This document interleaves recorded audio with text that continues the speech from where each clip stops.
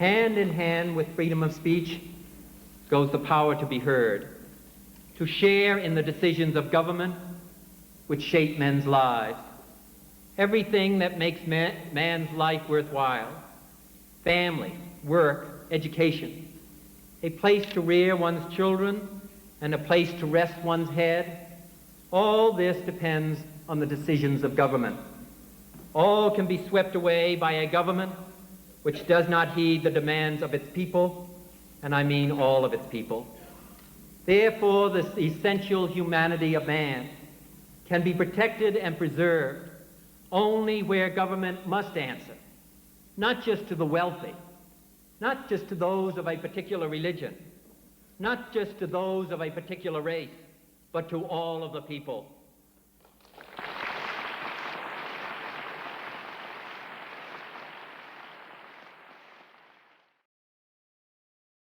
The gist. A simple statement of the gist shall be printed on the top margin of each signature sheet.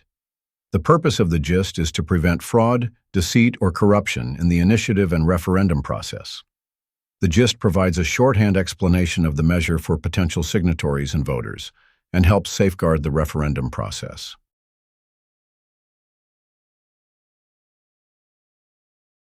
The gist. The gist, the gist, the gist. The statutory requirements and limitations placed upon referendums are not present to impair the right of the people to govern themselves, but to guard against fraud, corruption, or deception in the initiative process. And that is the first principle that courts must look at when deciding whether a gist is good or not good enough. The purpose is the gist here. It just keeps going. The purpose of the gist is to prevent fraud, deceit, or corruption in the initiative and referendum process. Then, we will approve the text of a challenge gist if it is free from the taint of misleading terms or deceitful language. And then here, the battleground, if you went to oral argument, you read the briefs, you can see where the battleground was, and both attorneys were pretty upfront about it. The battleground was, this is what attorneys do. We were emphasizing this part. They were emphasizing that part. I think they're in harmony, but that maybe is kind of like your little debating legal ground, where it starts. Your little legal ground of the debate is where it starts. Next slide. The gist need not describe policy arguments for or against the proposal. I think everyone kind of agrees with that a gist that's kind of like biased, or a gist that tries to tell you, Neil, to vote yes or no, is a bad gist. And we know examples of that deserve to die. Need not contain every regular detail so long as its outline is not incorrect. And yes, that's important. The outline needs to be essentially correct. Then, here we go. This is omissions. If you're at oral argument or you read the briefs, you see there's a lot of, well, this is unclear, this is clear, no it's not, no it's not. But a big part of this case revolves around omissions in the gist. Did it say the right things? Did it say the wrong things? Did it have to have this? Did it have to have that? We had our arguments back and forth. But here again, here's that word again. Mama, here goes that man. Because the purpose of the gist is to prevent fraud, deceit, or corruption in the process. Any alleged flaw. So they're saying, okay, we're going to attack the gist. You can write 1,000 gists and it's always going to be attacked. So how are we going to determine whether that flaw is meaningful or not? We do it with this. Details in the gist must be reviewed to determine whether such omission is critical to protecting this process. Backdrop: fraud, deceit, and corruption. And then finally, this one, you can find it in plenty of cases, going back a long ways and coming to modern times. The sole question in an omissions case, this is actually broken down. This is actually the words without the cases cited in them. This is a paragraph from a 2020 case on omissions. How do we do omissions? How do we handle omissions cases at the Supreme Court? The sole question is whether the absence of a more detailed just statement without more perpetrates a fraud on the signatories. Okay, talk a little bit about the process. 30 days to appeal. That 30 days is 1 week in process right now. The appeal will be filed before the 30 days. This is not one of those where you push it up to the end. You want to make sure you get it filed a little early. It's a little different than the referendum petition. You remember that was 30 days to get signatures, but you want to pile up signatures all the way to the end and then turn it in. We don't have to do that here. We can just kind of time it up, not at our leisure, but within the 30 days. So 30 days to file the appeal. A question that came up from someone in the back of the room before we got started, well, who are you appealing to? Where does the appeal go? Every appeal is filed with and lodged with the Oklahoma Supreme Court. Then there is a decision made administratively whether that appeal is farmed out to the Court of Civil Appeals, which it'll go to like a 3-judge panel if you do that, or whether the Oklahoma Supreme Court keeps it. And I'm probably not revealing any big, massive, cool, secret strategy when I say we're going to ask the Oklahoma Supreme Court to keep it and not go with that little intermediate step. As you go the intermediate step, you may get the 3 best justices in the world, but I like more ayes than fewer ayes. You don't know, you don't get to pick, and you shouldn't get to pick which panel does it. You may get the 3 best justices in the world, and you may win, but then, then you have to take the step of asking the Oklahoma Supreme Court to hear it, and they don't have to. If it's important, good chance they will, but it's best in an issue of public importance like this, and I'm pretty confident they'll get it. The last time we had one of these in Norman, same thing. The Oklahoma Supreme Court kept it. So we can have 9 ayes on this. And those 9 ayes are, whether you read their opinions and you agree with it or not, we have to call them the people that see these the most. It's not like a trial judge who maybe sees one every few years or maybe sees one now and then that's done at the local level. These judges see these, they adjudicate these, they're familiar with these. It's not a weird area of law for them that we're worried that we're going to be able to educate them well enough. And so that's it. And one thing I say about this, we're sitting here in the second quarter right now. I've seen a lot of people who are very disappointed and very low after they saw that ruling. And I saw a lot of people who were jumping for joy and toasting the champagne and pouring it on their heads and then throwing the bottle at the other side. There was a lot of that going on. But what I always say, maybe this is my old little elementary school and middle school football coach and basketball coach in them, and I kind of get it from Bob Stoops too.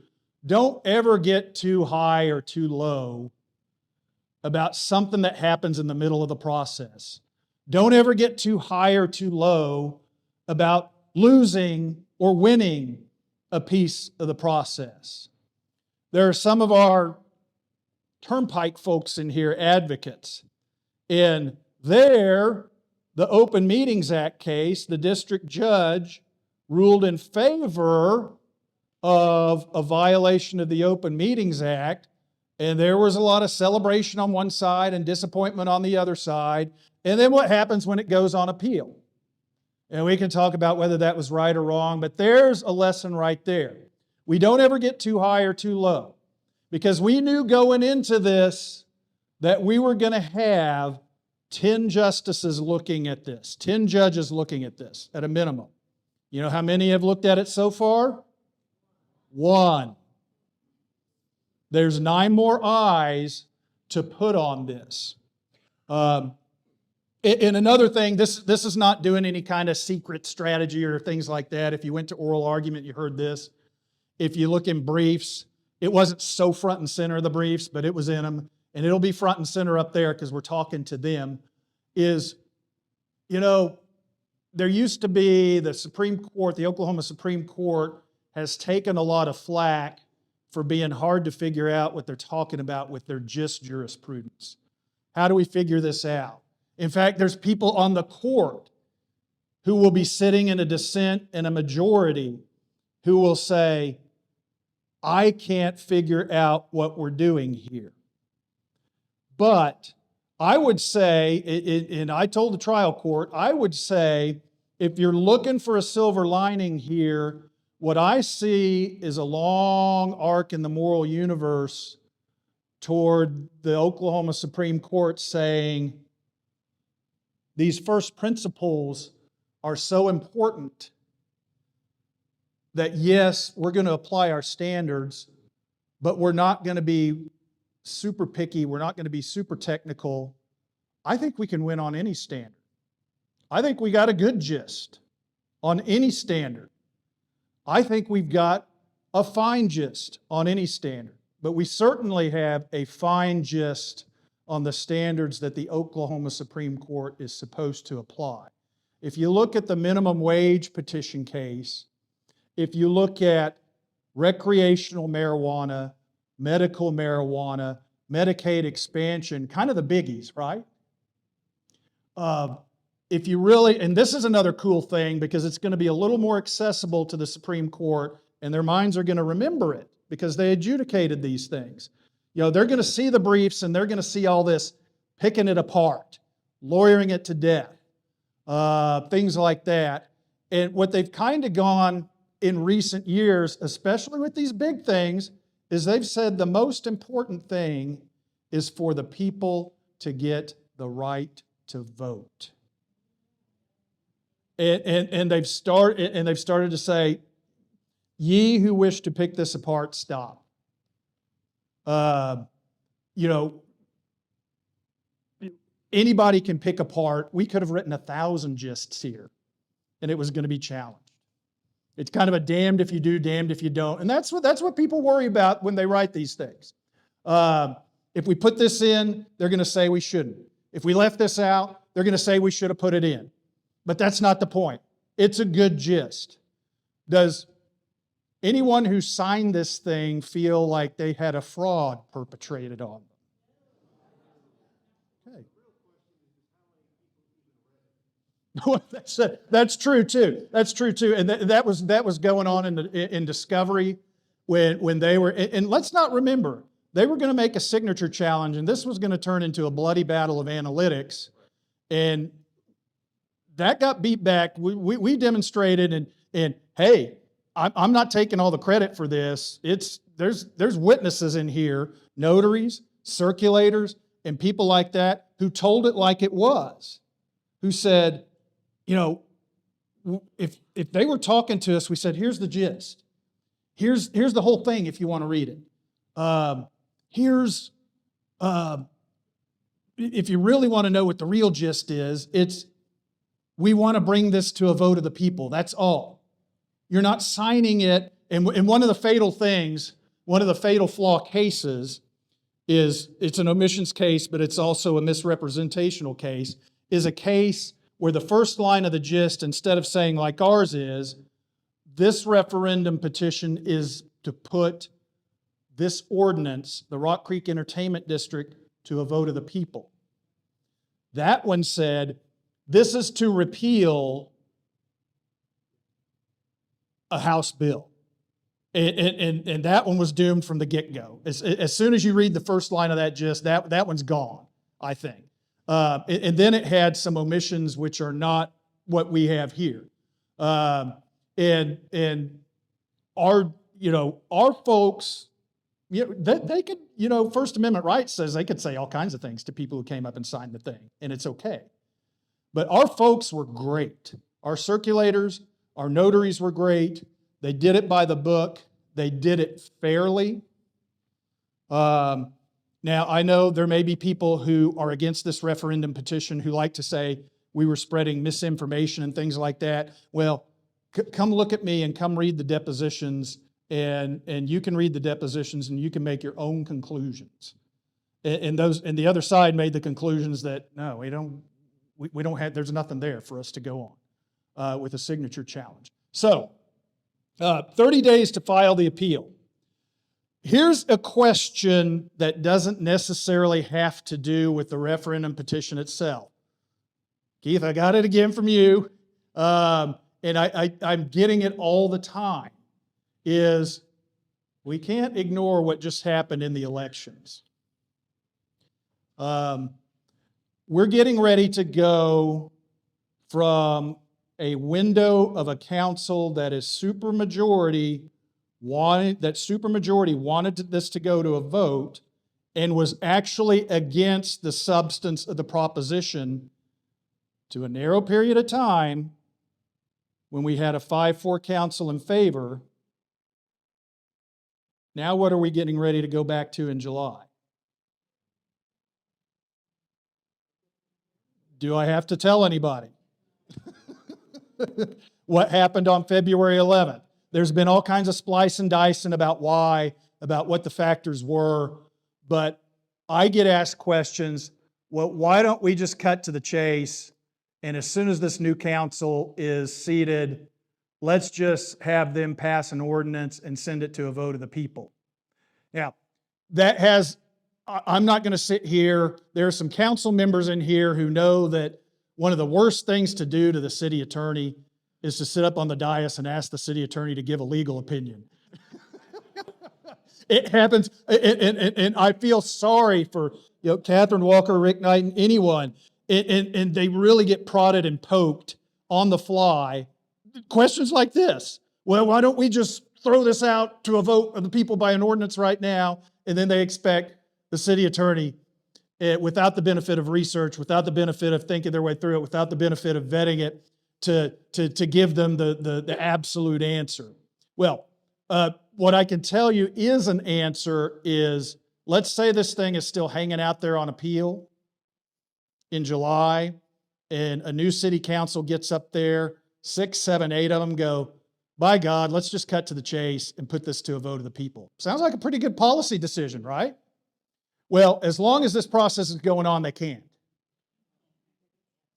They can't. This whole thing is suspended while the referendum process, petition process is going on. And that means while there's any legal challenges going on, and that means while petitions are being circulated, and that means, let's say we win the appeal, it's suspended until the election is held. Any action that a council would want to do on the ordinance. And I think we can see, if we think about that for a minute, we can see the wisdom in that.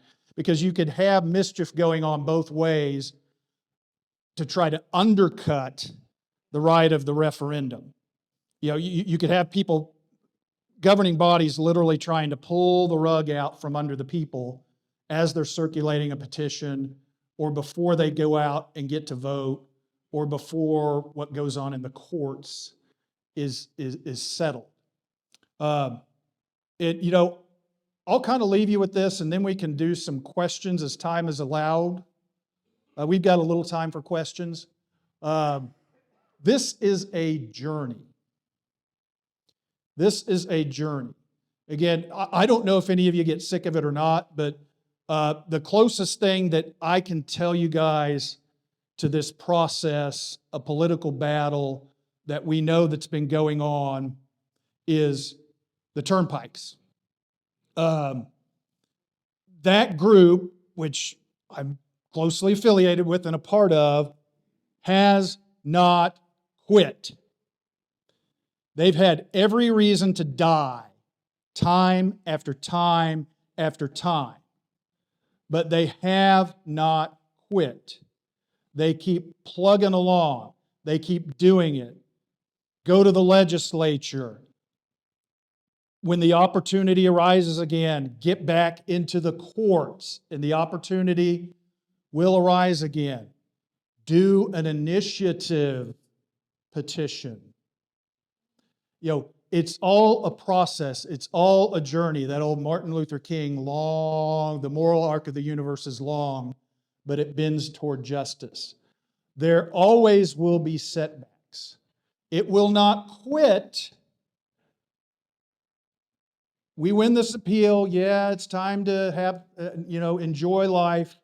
And we've won the appeal and we've won this case, but don't think it ends there. Then we have an election campaign to do.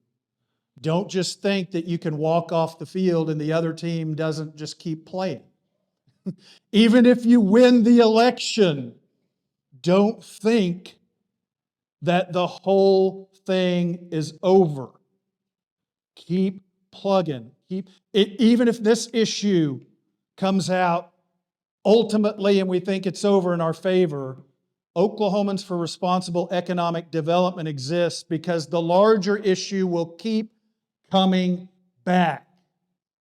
It will keep coming back. Some of our mission, this is me talking, my vision is that Oklahomans for Responsible Economic Development is not just going to be a bunch of naysayers. But what they're going to do is they're going to demand transparency. They're going to demand responsible use of tax dollars.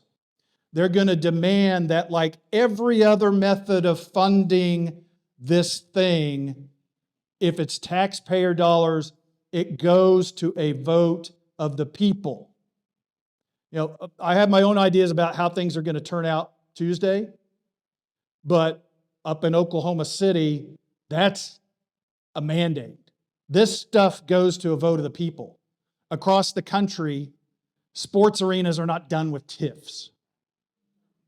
They're either done with private funding, or if they're done with taxpayer dollars, they're done with mechanisms that in their states and surely in our state would mandate a vote of the people in the get-go. And our metro area has proven up in Oklahoma City, and we've proven in Norman, you give us a good package, you be honest, you be transparent, you be forthcoming with us, you don't move the goalposts on us, we will vote yes. But if we feel like this is not a good use of taxpayer money, if it's not good for the community, we need to go out and vote, and we will vote no. And that's really what this comes down to, is let us vote. And we're going to do our darndest. Like I said, our fate is in the hands of judges. The next 9 judges. I don't get to mandate the decision. I do the best I can, and the judges do the best they can, we hope, to make a decision. But the whole point is we do the best we can and work as hard as we can, and don't ever quit on getting these things to a vote of the people. Thank you.